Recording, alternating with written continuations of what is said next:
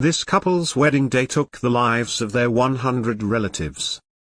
A bride and groom, whose wedding celebration ended in disaster after a fire slayed more than 100 of their guests, and because of this they can no longer live in their community.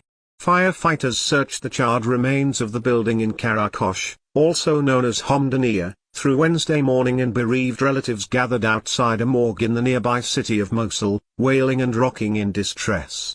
In the quiet town of Karakosh, where the scars of a troubled past were slowly healing, the promise of a joyous occasion filled the air. Revan, 27, and his young bride, Haneen, 18, were about to embark on a journey of love and commitment, a celebration that was meant to etch beautiful memories into their hearts. Their wedding, a momentous event that should have been marked by laughter and happiness, took a heart-wrenching turn, plunging the entire community into mourning. As the sun dipped below the horizon, the wedding hall in Karakosh was alight with festivities. It was a night to remember, with approximately 900 guests gathered to witness the union of the young couple. Then, as the couple danced, an unimaginable tragedy unfolded. Flames erupted, casting a dreadful shadow over the celebration. While initial reports suggested fireworks were to blame for the blaze, Revan believes the fire ignited in the ceiling, turning the joyful occasion into a nightmare. Amidst the chaos, with burning debris falling from above, Revan fought to protect his bride, who was trapped in her wedding gown. The fire extinguisher proved futile, and panic swept through the hall as guests scrambled to escape. The young couple, despite their own injuries, emerged from the inferno, but their world had changed forever.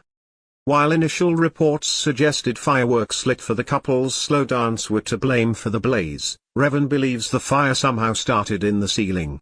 It could be a short circuit, I don't know. But the fire started in the ceiling. We felt the heat. When I heard the crackling I looked at the ceiling, he said. Then the ceiling, which was all nylon, started to melt. It only took seconds.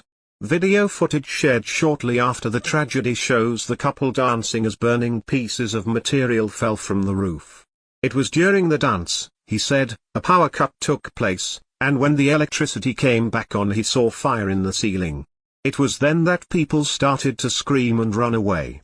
He went on to describe helping his wife who couldn't walk because of her wedding gown. I grabbed my wife and I began to drag her. I kept dragging her and trying to get her out of the kitchen entrance. As people were fleeing, people were trampling on her. Her legs are injured. Revan said there was only one fire extinguisher, which didn't work.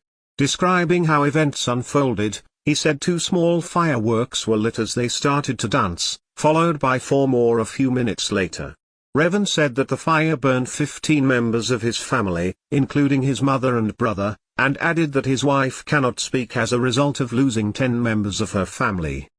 The status of her father is likewise critical. Additional injuries totaled at least 150. The toll was devastating. More than 100 relatives lost their lives in the blaze, and countless others suffered injuries. The tragedy shook the foundations of the community, leaving it in a state of deep sorrow and disbelief. Revan and Haneen, in the midst of their grief, made a heartbreaking decision. They could no longer find solace in the place they once called home. Their spirits were shattered, and the weight of the tragedy had become too much to bear. Revan's family had been decimated by the flames, and Haneen's losses were equally heartbreaking. The disaster means they can no longer stay in their hometown. That's it, we can't live here anymore. We can't live here anymore. I mean, every time we try to have some happiness, something tragic happens to us and destroys the happiness. So, it's best for us to leave, he said. He added, it's true that we're sitting here in front of you alive. But inside we are deceased. We are numb. We are deceased inside, he said. As the town of Karakosh, also known as Homdania, grappled with the aftermath of this catastrophic event. Both civil defense personnel and state media began to explore the factors that contributed to the rapid spread of the fire. The tragedy left the entire nation in mourning, and Prime Minister Mohammed Shia al-Sudani swiftly mobilized efforts to provide relief and support to those affected. For Evan and Haneen, the wedding that should have marked the beginning of their journey together became a cruel twist of fate. A reminder of the fragility of life and the enduring scars of a town that had endured so much. Their pain and loss, shared by their entire community, stand as a testament to the resilience of the human spirit in the face of unimaginable tragedy.